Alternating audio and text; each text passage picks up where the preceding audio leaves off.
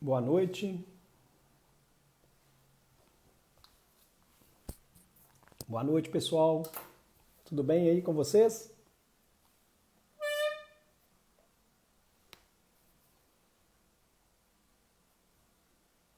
Boa noite, Bruna, Carol. Tudo bem?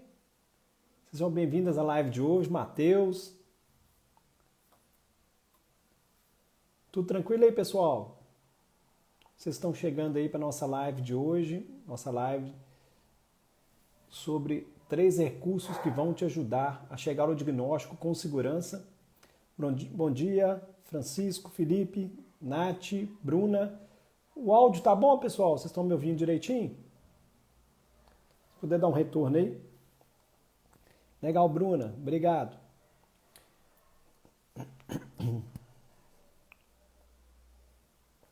Pessoal, sejam bem-vindos à nossa live de hoje. Hoje nós vamos falar um pouco sobre 3 recursos que vão te ajudar a chegar ao diagnóstico com segurança. Essa live é mais um bate-papo pensando em estratégias que podem acelerar o seu processo de diagnóstico. Então, esse é o objetivo dessa live, tá? Sejam todos bem-vindos. Nessa live, eu vou apresentar para vocês 3 recursos para tornar o seu raciocínio clínico mais rápido, prático e seguro. E esses recursos vão te ajudar a chegar a um diagnóstico de qualquer doença com segurança.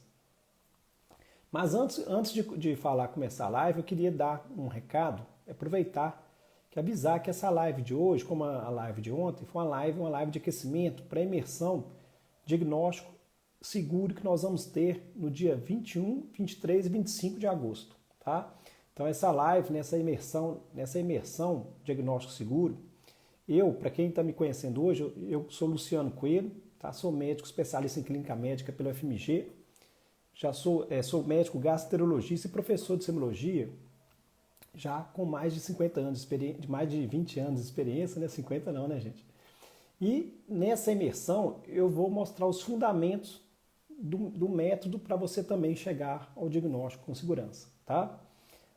Então, hoje nós vamos fazer essa live de aquecimento.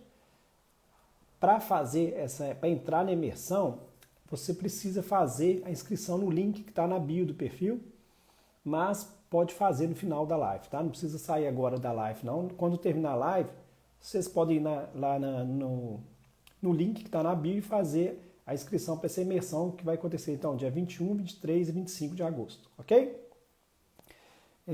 O que a gente pede agora é para vocês que estão aí, se tiver algum colega que esteja interessado nessa parte de raciocínio clínico, diagnóstico, fazer um diagnóstico com segurança, que convide, mande um aviãozinho aí para o colega para poder estar participando aí com a gente, tá ok? Então, quem vocês acham, algum colega que possa estar sendo beneficiado com esse assunto que a gente trata aqui, a gente pede que convide esse colega, tá bom? E essa imersão diagnóstico seguro, eu criei esse evento especialmente para ajudar médicos e futuros médicos, no caso os estudantes de medicina, que não conseguem aplicar o conhecimento teórico que tem na faculdade na prática. Às vezes tem dificuldade de identificar sintomas chaves do caso quando você está atendendo um paciente, tem dificuldade de fazer diagnóstico diferencial, tá? Não sabe às vezes qual exame pedir, nem mesmo como usar todas as informações que vocês conseguem na anamnese e exame físico para chegar ao diagnóstico. Então esse é o nosso objetivo, tá? Então se você é médico ou às vezes um futuro médico e deseja resolver todas essas questões relacionadas a raciocínio clínico, diagnóstico, você não pode perder essa imersão que vai ser bem legal, ok, pessoal? Então, até esse evento, nós vamos estar fazendo aqui lives de aquecimento para a gente discutir um pouquinho esse assunto, conversar com alunos que estão na mesma situação que vocês, que já passaram por experiência semelhante. Então, não percam, fiquem de olho, fiquem atentos, nós vamos estar sempre anunciando lives aí durante essas próximas 2 semanas. Ok, pessoal? Então, vamos começar? Então, nessa live de hoje, eu vou apresentar 3 recursos para tornar o seu raciocínio clínico mais prático, rápido e seguro. E são recursos que vão te ajudar a chegar ao diagnóstico de qualquer doença com segurança. E agora, o terceiro recurso, ele é o mais importante, tá? Mas ele só vai funcionar se você tiver o primeiro e o segundo juntos. Então você tem que estar sempre casado um com o outro. De nada vai adiantar você ter só o terceiro recurso sozinho. Então aí anota, aí para não esquecer, tá? O terceiro recurso que é o mais importante, mas ele só funciona se você tiver o primeiro e o segundo. Então nós vamos falar, se alguém quiser fazer alguma pergunta no final da live, fique à vontade, tá bom, pessoal? Então, quais seriam então os 3 recursos, 3 estratégias que a gente pode usar para tentar acelerar esse processo diagnóstico de vocês, para vocês terem um desempenho diagnóstico ao longo dessa vida acadêmica, da vida de estudante de medicina, às vezes médico recém-formado?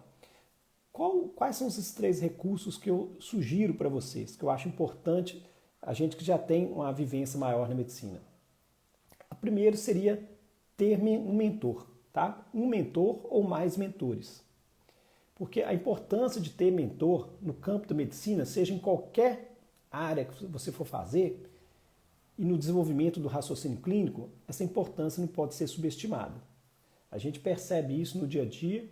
Eu vejo muitos alunos no Instagram reclamando, às vezes, quando você abre no Stories, reclamando, às vezes, que eu não tenho um preceptor que dedica, fico julgado. Então, é importante você, durante o curso da medicina, aprender a procurar mentor ou mentores, tá? E quem pode ser mentor para você, gente? Mentor pode ser um professor, pode ser um médico experiente, e pode ser até mesmo um colega com experiência maior. Às vezes um residente, às vezes um colega que está mais avançado no curso. Então, quem que vai ser esse mentor, não importa, desde que seja a pessoa com experiência que vai estar te conduzindo, vai estar fazendo você crescer na sua estratégia de aprender a se desenvolver em qualquer campo da medicina. No caso aqui nós estamos falando da parte de raciocínio clínico, semiologia e diagnóstico, ok? Então, agora, para você encontrar um mentor adequado, requer que você tenha uma proatividade, você seja proativo, corra atrás e disposição para aprender. Não adianta você querer, eu vou fazer um acompanhamento de um professor, de um residente, se você não tiver disposição para aprender. Você tem que fazer a sua parte. Não adianta. O mentor vai estar te ajudando a você construir esse conhecimento. Mas sozinho você tem que participar. Sozinho o mentor não vai, né? Ele vai ter que estar te guiando, mas você tem que estar querendo participar do processo, ok? Então tem que ter disposição. Agora, é importante que quando você está procurando um mentor, você está investindo no seu próprio desenvolvimento. Você tem que estar pensando nisso, que você ter uma mentoria é você estar investindo em você, tá? Melhorando suas habilidades clínicas e de diagnóstico. Então você tem que encarar aquilo ali como um investimento na sua carreira, vou dedicar um tempo, vou dedicar uma hora na semana ali para realmente aprender, tá? Quais são os benefícios que você tem tendo um mentor? Eu acho que um dos mais importantes é que o mentor ele compartilha experiência prática. E ele pode fornecer alguns insights valiosos sobre casos reais que acontecem no dia a dia. Então, quando você está atendendo um caso, por exemplo, com um professor mais experiente, ele já viu alterações semelhantes muitas vezes e há mais tempo. Quando você ele passa essa experiência para você de uma forma muito mais prazerosa, de uma forma rápida. Então, todo o conhecimento que ele teve, às vezes demorou anos para adquirir esse conhecimento, ele passa para você em segundos ou poucos minutos. Então, acho que uma das coisas mais importantes do mentor é que o mentor já passou por aquela situação que você está vivendo e ele sabe como que é o seu pensamento e como que deveria ser no futuro. Então, ele estreita essa ponte aí entre como você é e como você deve ser. E como ele já percorreu esse caminho, ele vai te passar essa experiência e você vai ganhar uma experiência em pouco tempo. Então, a grande vantagem aí é que você ganha tempo, você ganha uma experiência num curto espaço de tempo. Acho que isso aí seria interessante, tá? Além disso, isso te ajuda a melhorar a sua compreensão do caso e como abordá-lo de maneira muito mais eficaz. Então, você atendendo um caso clínico com o professor, foi o que eu conversei ontem com a aluna Júlia, que ela relatou o seguinte, ó,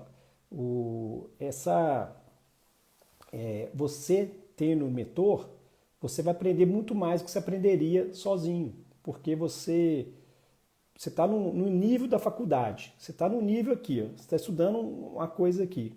Às vezes chega um caso clínico com um certo grau de dificuldade, você só vai ter esse conhecimento agora. Com o mentor já vai estar te passando o conhecimento que está aqui acima, que você ainda não teve, mas ele vai te explicar ali na hora, olha, isso aqui a gente pensa assim por causa disso, daquilo, e aí você consegue aprender mais em menos tempo, tá? Então você ganha economia de tempo, você ganha experiência com muito mais rapidez. E você ganhar o tempo hoje é precioso. Então você ganha em escala em tempo, tá bom? Além disso, o mentor, o que ele te ajuda? Ele te estimula a pensar, ele vai estimular a avaliar os pontos que favorecem ou afastam uma hipótese diagnóstica quando você está atendendo. Então ele vai te pensar, olha, você está pensando nessa hipótese porque isso aqui favorece ou afasta a hipótese diagnóstica? E isso faz você adquirir confiança e segurança através do treino supervisionado. Você vai estar treinando sob supervisão direta.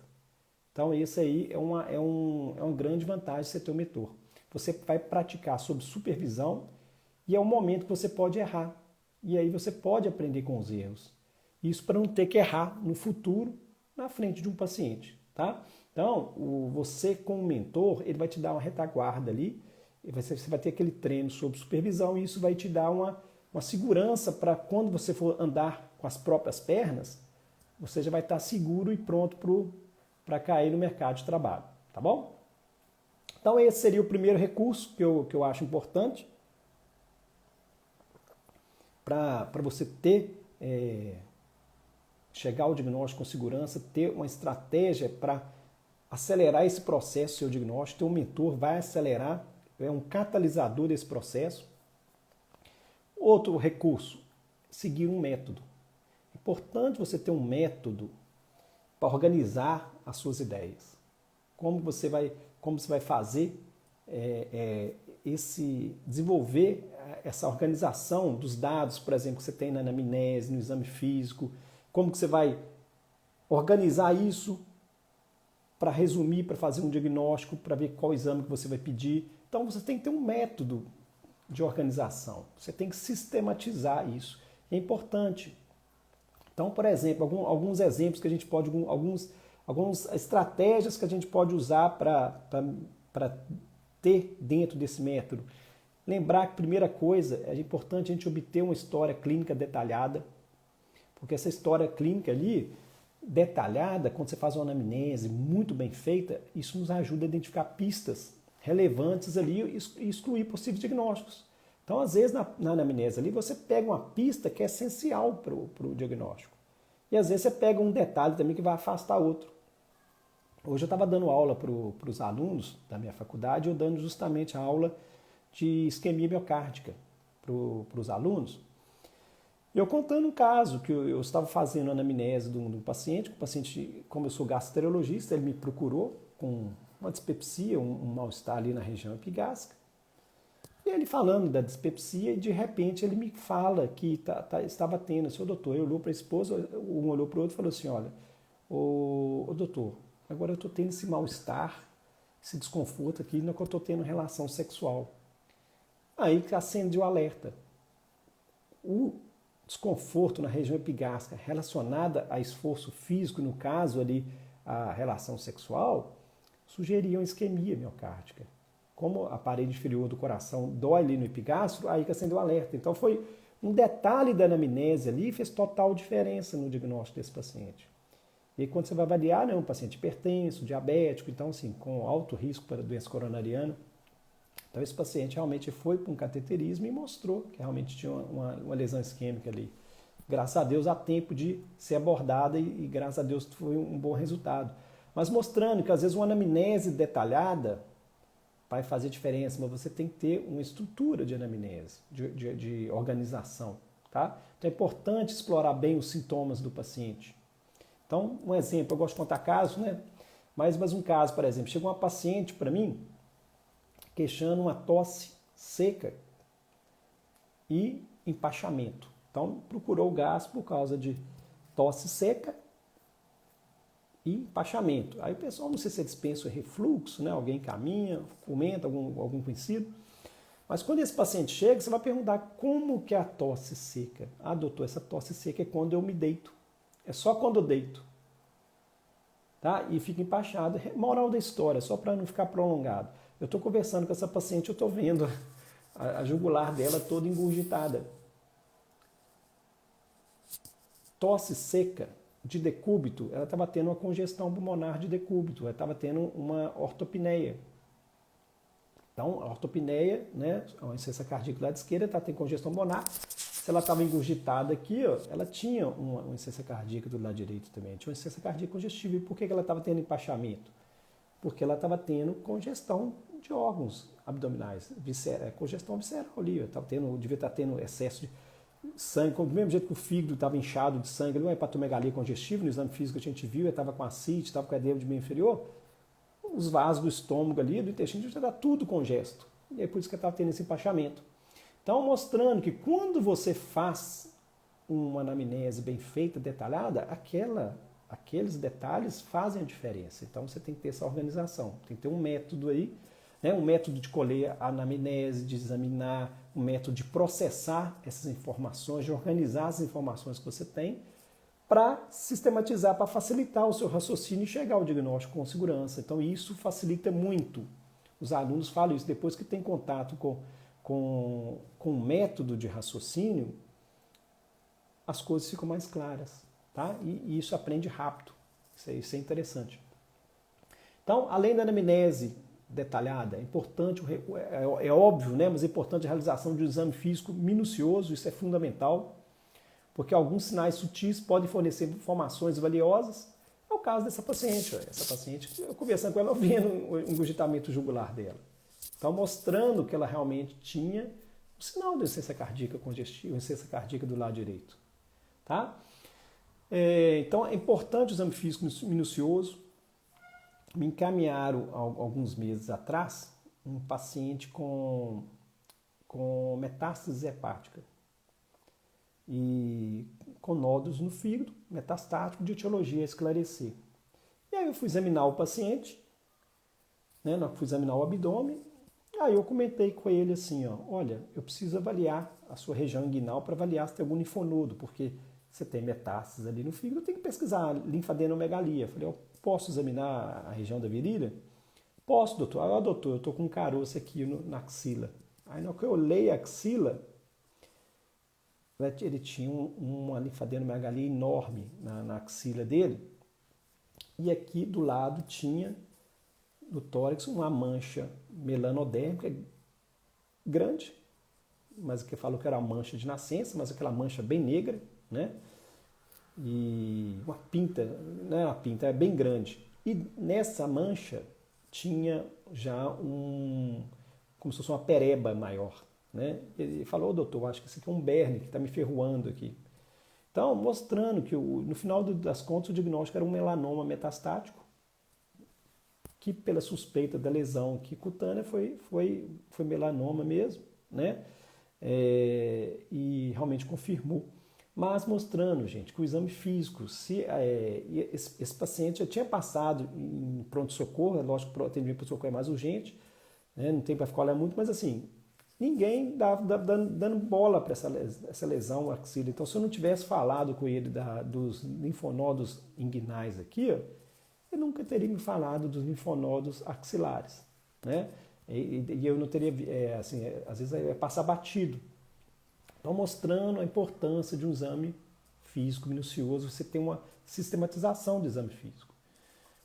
Importante você ter um bom conhecimento semiológico. Então, para quem quer desenvolver o raciocínio clínico, você tem que ter esse desenvolvimento semiológico, conhecer a semiologia dos sinais e sintomas, porque essa semiologia dos sinais e sintomas é que vão te guiar como que você vai fazer uma anamnese bem feita se você não sabe como é que é a dor? Por exemplo, o paciente tem um cálculo urinário que está chegando no ureter. O paciente nunca vai te falar que a dor está irradiando quando está chegando na bexiga, desculpa, quando o cálculo está no ureter chegando na bexiga, ele costuma irradiar para o testículo daquele lado ou grande lábio. O paciente nunca vai te falar que a dor dele vai irradiar para o lado. Você que tem que perguntar. Então, por exemplo, o paciente está com pedra na vesícula, ele nunca vai falar, doutor, a dor dói aqui e está irradiando para o meu ombro direito. Você que tem que perguntar. Então, para você desenvolver uma anamnese bem feita, você tem que ter um bom conhecimento semiológico. Você tem que estudar a semiologia, tá? Então, conhecendo a semiologia do sintoma e do sinal, você vai conseguir guiar melhor a anamnese, identificar as pistas para o diagnóstico, tá? Então, um caso que eu sempre conto para os alunos é um paciente que me encaminharam para a gastroenterologia por causa de uma suspeita de halitose, por causa de refluxo.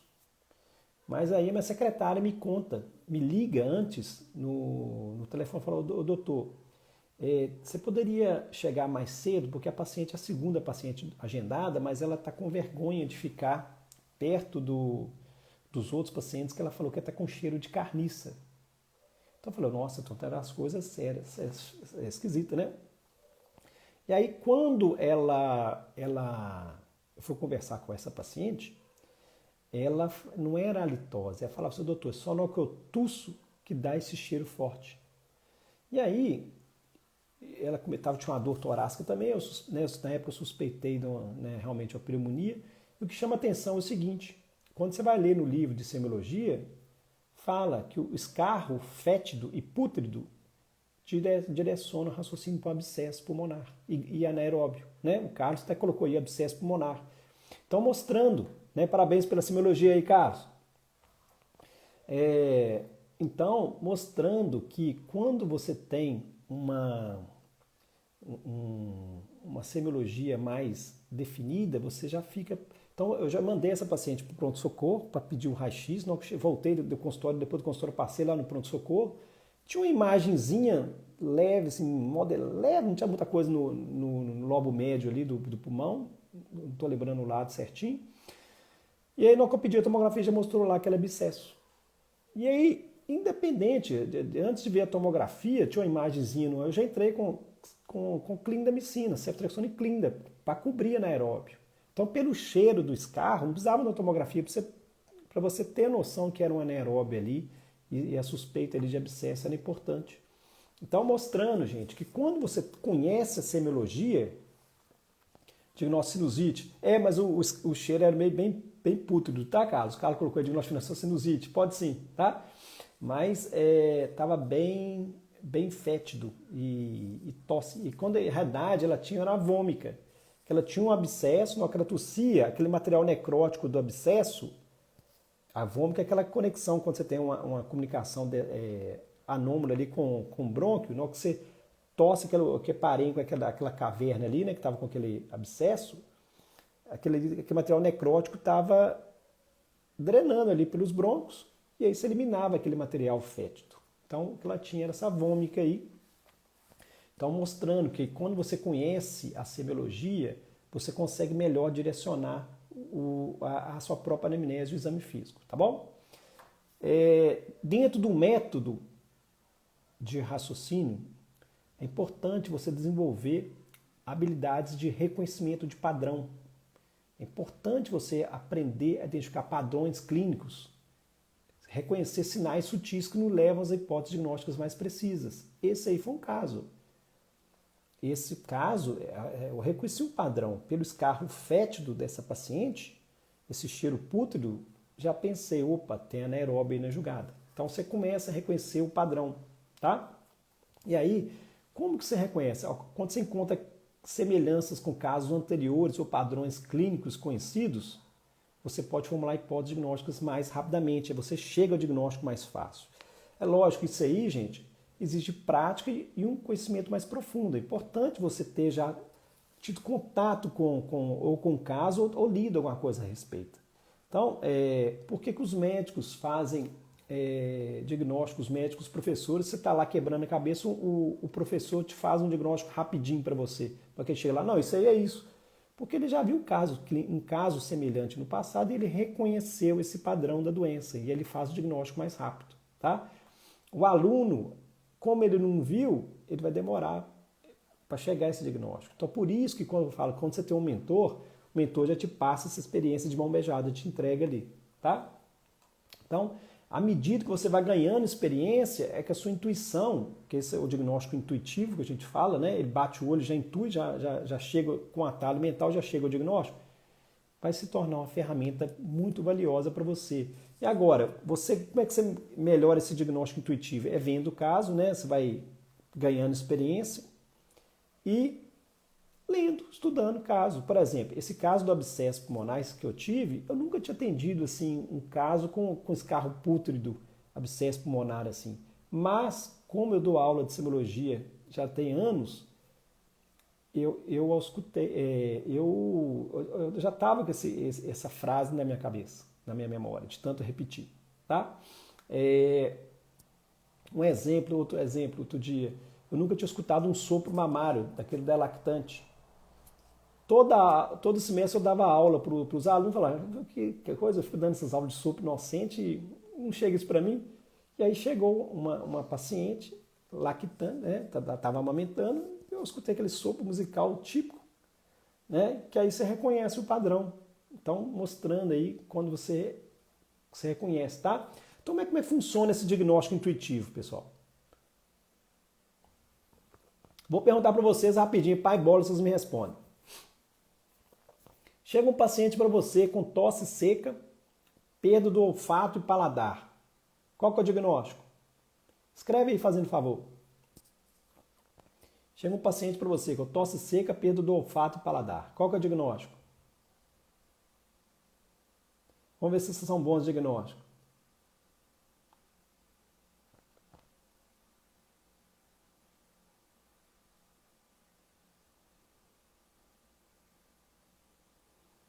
Puder escrever aí, alguém demora um pouquinho para chegar a mensagem aqui, tá? Isso lá. Carlos colocou hipótese de Covid. Isso, legal. Justamente, por que você sabe que é Covid? Porque vocês já tiveram contato com isso, estão cansados de saber, né? Carolina colocou Covid, vocês estão cansados de saber que tosse seca, otovirose, tudo bem, pode ser. É bom que o Carlos gosta de diagnóstico diferencial, legal, Carlos, legal. Então, tosse seca, perda do olfato, paladar, tem que se provar o contrário hoje é Covid. Então, vocês reconheceram o padrão da doença. Então, vocês fazem o diagnóstico rápido. Vocês não têm esforço nenhum para fazer o diagnóstico. O diagnóstico você já tem eles pronto. Chega um paciente com tosse produtiva, escarro amarelado, febre e dor torácica ventilatório dependente. O que vocês pensam? Tosse produtiva com escarro amarelado, febre e dor torácica ventilatório dependente. Qual que é o diagnóstico?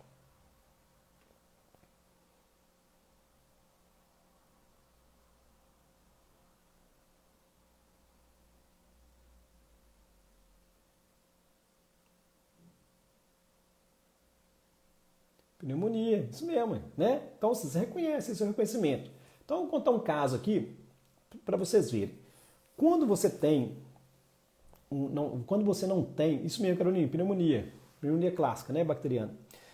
Quando você não tem, quando você tem já o conhecimento, já viu algum caso desse, você vai usar o diagnóstico intuitivo que vocês usaram aí, que ele é mais rápido, não tem esforço, é rapidinho. Agora, quando você não conhece a doença, nunca viu ou não conhece, né?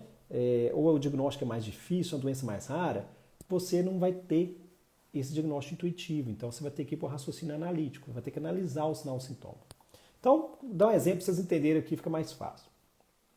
Eu, há pouco tempo, atendi um paciente, um senhor com a dor epigástrica, e essa dor epigástrica dele, ele veio já já tinha se passado por um outro colega, até um colega, um ótimo profissional, e chegou relatando, doutor, estou com a dor aqui e não acho, já me revirou todo, não consigo achar, e vim ver o que eu tenho aqui.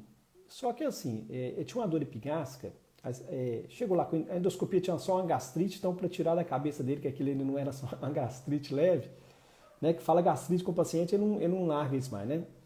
Então, ele tinha então essa gastrite só na endoscopia, que não explicava a dor.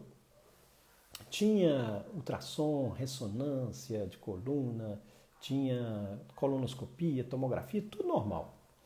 E aí, na hora que eu fui conversar com ele, me chamou atenção que ele tinha uma dor abdominal. Doutor, na hora que eu vou abaixar, essa dor começou assim, na hora que eu fui baixar lá na minha mesa, lá na roça, para calçar meu sapato, me deu uma dor aqui no epigastro, mas uma dor que fez uma distensão ali naquela região do epigastro, fez uma bola ali. Conversando com ele, eu estou sendo gozado. Fulano, essa dor sua, parece uma cãibra. Mas assim, a gente está acostumado a ver muito cãibra na panturrilha, na coxa. Nossa, eu nunca tinha visto, né, em 24 anos de formado, nunca tinha visto uma cãibra no abdômen, né? Assim, ainda mais na região epigástrica. Eu falei, olha, mas isso para mim é uma cãibra, né? A descrição da cãibra. Então, quando você concentra na anamnese. E aí, beleza, tranquilo. Vou examinar. Na hora que eu começo a examinar o paciente, eu vejo no tórax dele umas fasciculações. Fasciculando, a musculatura contraindo espontaneamente, assim, do nada, sabe? Eu até filmei, até já publiquei isso no Tópicos aí. E aí eu falei, gozado, né? Nunca vi isso. Até porque, né, não lido muito nessa área da neurologia, só, né, mas... E aí eu falei, olha, beleza, né? Vou dar uma estudada nesse caso. E aí eu fui pesquisar a literatura e realmente existe uma síndrome de cãibra fasciculação. Né? Não conhecia, então assim, através do raciocínio analítico, fui analisar o sinal, o sintoma dele, fui juntar, achei a síndrome de cãibra fasciculação. E aí interessante que pode ser uma coisa benigna, mas pode ser um princípio do AELA, né? Esclerose lateral amiotrófica. Tá? Pode ser um sinal aí marcando o início da esclerose lateral amiotrófica. Então eu caminhei esse paciente entrei com a medicação para isso e já encaminhei para o neurologista. O neurologista acompanha, aparentemente, graças a Deus, parece que não tem ela nesse caso, mas tem acompanhamento. Mas, aqui interessante, eu aprendi com o caso, estudei através do raciocínio analítico, né? Você vai chegar a um diagnóstico assim, vai te dar trabalho, exige esforço, que você vai ter que analisar o sinal, os sintomas, estudar. Aí beleza, aprendi, bola para frente. Então ganhei uma experiência, uma coisa que eu não conhecia. E aí, diz que a medicina vem tudo em dobro, né? Quando vem a doença rara, aparece de novo outra. Passado um tempo, eu trabalho na Hemominas aqui, na minha cidade, né? Eu sou da equipe aqui, né? E aí veio tinha uma parente minha que precisou de sangue, de uma cidade aqui da região, e aí veio uma filha de uma prima minha, né, comentar de um caso de um conhecido, né, que estava tendo umas câimbras e tal. E aí eu falei, olha, que engraçado, gente, né? Vem em dobro, né? Então, assim, eu já tinha aprendido, já encaminhei, né, sem ver a pessoa, só pela descrição, já encaminhei para o neurologista, né, já com suspeita, e realmente o paciente tem um histórico na família já de esclerose lateral amiotrófica, né, tá em investigação, mas realmente parece que, né, que tá indo por esse caminho, sabe? Mas mostrando, né, que como que isso seria a diferença do raciocínio analítico na prática do raciocínio intuitivo. No início você não tem conhecimento, você aprende, analisa, estuda, dá esforço, depois você ganha a experiência e o segundo diagnóstico ele é feito de uma forma mais rápida. Tá? Deu para entender, gente, essa diferença do raciocínio intuitivo e o analítico? Vocês que estão ouvindo agora?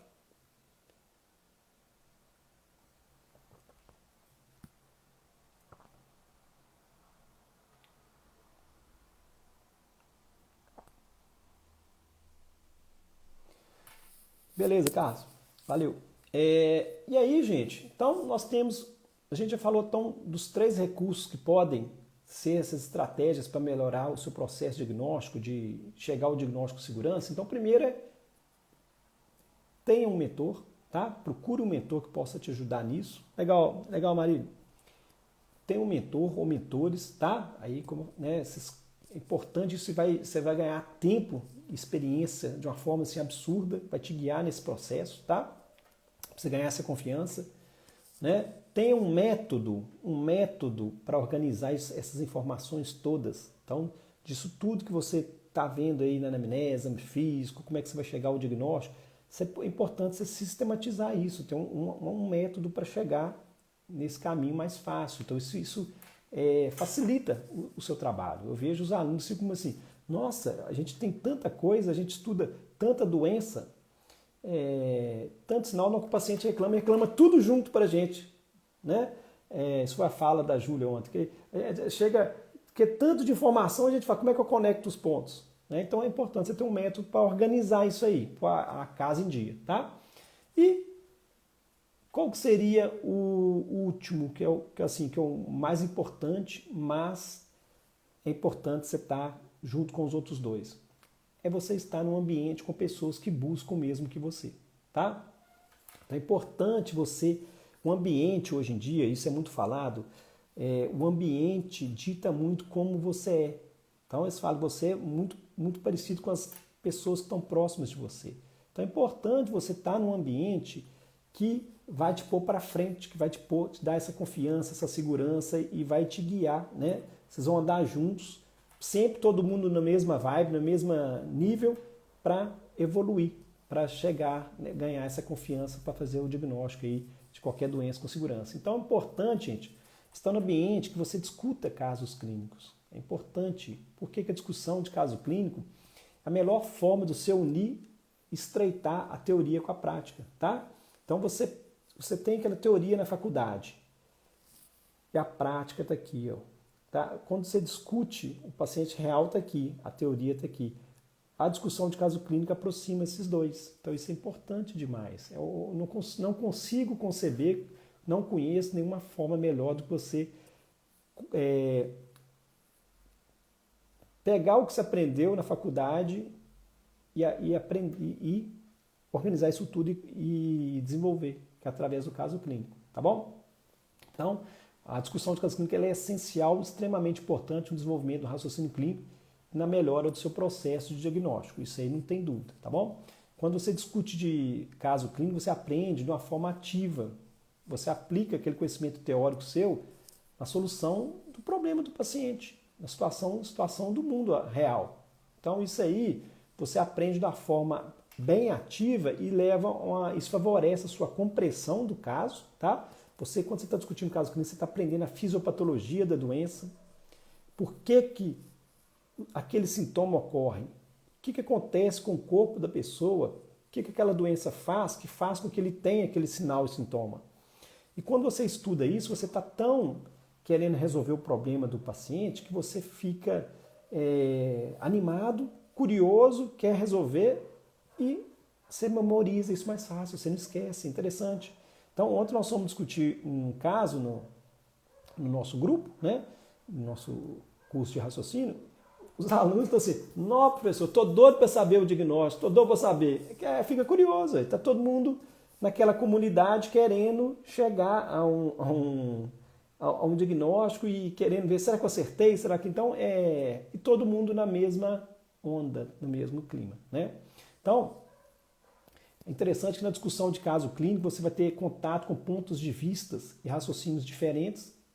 E isso amplia a sua visão sobre as possíveis soluções para um caso. Então, você pensa de um jeito, a outra pessoa pensa de uma forma diferente. Igual eu sempre falo, né? Por exemplo, o meu raciocínio é o melhor. Não, há vários jeitos de chegar a um diagnóstico. E às vezes um complementa o outro, e isso um vai ensinando o outro. E o que eu vejo que é mais legal é que um é uma coisa, duas pessoas, 1 mais 1 não é igual a 2. É um efeito cinético. Então um vai ensinando para o outro, vai aprendendo com o outro, é muito legal essa discussão de caso clínico em comunidade. Tá? Então a comunidade conta muito. Um vai amplificando o poder do grupo. Tá? Cada um vai aumentando o poder do grupo e gera um sinergismo aí que é muito legal. Então, a discussão de caso clínico é importante demais, que melhora a sua habilidade de comunicação médica. E aí você vai conseguir explicar raciocínios clínicos, às vezes complexos, de um jeito muito mais claro e eficaz.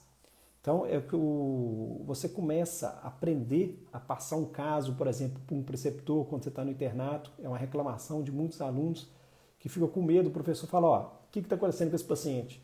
O aluno não sabe como é que vai falar. Né? Ah, eu não sei como é que eu apresento o caso. Então, isso aí está dentro daquela organização de você ter um método, mas quando você está discutindo o caso clínico, você está vendo como que a pessoa mais experiente apresenta um caso, o que é importante, o que ele extrai do caso ali, que eles tiram, o que é o essencial para ele passar para um outro colega. Então, isso é muito legal, tá bom? Você aprende a conseguir extrair informações importantes do caso, consegue passar o caso de uma forma melhor e mais objetiva, como eu falei, tá? Por isso, para o seu professor, para o seu preceptor e às vezes para o residente também. Tá bom, pessoal? O que é mais legal é que na discussão, quando você está num ambiente que todo mundo está na mesma energia, à medida que você perde aquela timidez de comentar, porque está todo mundo ali querendo ajudar um ao outro, está todo mundo querendo ali para aprender, está todo mundo na mesma sintonia. Por exemplo, quando você está numa aula na faculdade, sempre tem aqueles alunos que estão na frente, todos interessados, tem aqueles grupinhos do fundo, que não quer nada com a dureza, né? E aí é muito heterogêneo. Agora, quando você está numa comunidade que está todo mundo ali com o mesmo objetivo, querendo discutir caso clínico, ali está todo mundo agregando. Não tem aquela coisa de, eu quero, esse aqui não quer. Entendeu? Porque ninguém é obrigado. A discussão ninguém é obrigatória. Só vai quem quer. Então, quem está ali é porque realmente quer aprender e quer contribuir. Então, isso que é legal. Então, à medida que você contribui, você compartilha. Quando você está compartilhando as suas ideias ali, você tá melhorando a sua confiança aumenta, tá? E aí isso vai melhorando, não só a confiança você no grupo, mas a confiança quando você estiver atendendo um paciente. Então isso aí é bem legal de ver. Então a prática de discutir te prepara para enfrentar situações clínicas complexas ali na vida real, tá? E aí com muito mais competência e com mais segurança. E vai te ajudar. Quando você tiver que solicitar exame, você vai saber por que você está pedindo exame complementar, para quê. Vai ter um senso mais crítico, um pensamento mais crítico aí na hora de julgar. Ok, pessoal? Então, esses seriam os 3 recursos que eu falei, tá? É importante, então, você ter um mentor, ter um método e ter um ambiente adequado aí para acelerar esse processo seu diagnóstico e você se desenvolver muito bem. Agora, qual é o melhor momento para você fazer isso? O quanto antes. O quanto antes você fizer, é melhor. Correr atrás. Então, a faculdade é engraçado que a gente fala assim, são 6 anos, mas passa rápido demais. E o que a gente vê é que às vezes a pessoa fica adiando, postergando por uma série de motivos e coisas essenciais da vida do médico às vezes passam porque a pessoa às vezes fica preocupada com algumas outras distrações aí no meio do caminho e deixa de avaliar o que é essencial. Então, porque às vezes você deixa uma habilidade importante, tipo um raciocínio clínico, assim, uma semiologia, que você vai usar a vida toda, às vezes isso vai fazer falta no futuro. Então é importante estar atento quanto a isso, ok? Então, gente, era isso, né? Antes de terminar, só um último recado aqui, é que terminando essa live aqui, eu ia pedir para vocês, vocês irem lá no link da bio para fazer inscrição na imersão Diagnóstico Seguro, tá? Lembrando que as aulas, para quem quer se desenvolver nessa parte, essas aulas vão ser no dia 21, 23 e 25 de agosto. E nessa imersão é que eu vou mostrar os fundamentos do método para você chegar ao diagnóstico de qualquer doença com segurança. E assim que você escrever na bio, é importante você seguir 3 passos aí importantes aí. Que é o primeiro, quando você entrar lá, você vai entrar no grupo, você deve entrar no grupo do WhatsApp da imersão, tá?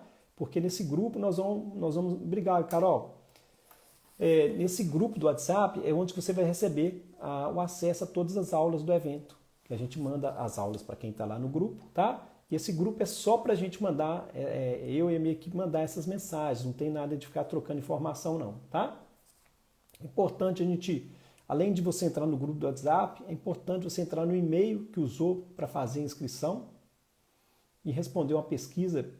Então essa pesquisa aí a gente coloca lá para eu conhecer você melhor, saber quais são suas expectativas nessa imersão, tá? E poder preparar um conteúdo mais personalizado para você aí, para a gente ver qual que é a expectativa sua, qual que é o objetivo seus com essa questão da segurança no diagnóstico. E o terceiro passo é importante você anotar na agenda, tá? Não esquecer, coloca um alarme no celular, um lembrete, lembrar, né? Fazer de tudo para não esquecer, para não perder as 3 aulas desse evento, que vai transformar isso a maneira de fazer raciocínio clínico e te deixar muito mais seguro para chegar ao diagnóstico aí de qualquer doença, tá bom, gente? Então, não esqueça não, vai ser dia 21, 23 e 25. E aí, feito esses 3 passos, tá tudo certo para você não perder essa imersão que vai ser legal, tá bom? Se tiver alguma dúvida, gente, qualquer coisa, vocês podem me mandar um direct que a gente responde, tá bom? Se alguém tiver alguma pergunta, eu estou à disposição agora, tá joia?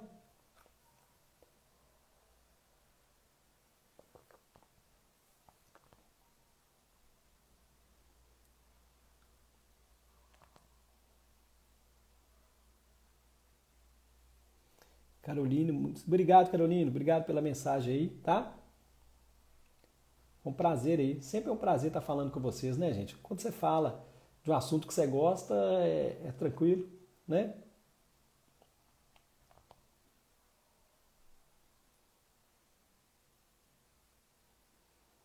Beleza, pessoal? Então tá bom. Qualquer dúvida, se vocês precisarem, é só me mandar um direct que eu estou à disposição. Ok? Grande abraço, não perca que ao longo da semana nós vamos continuar fazendo outras lives aí, a gente vai anunciando aí nos stories. Grande abraço.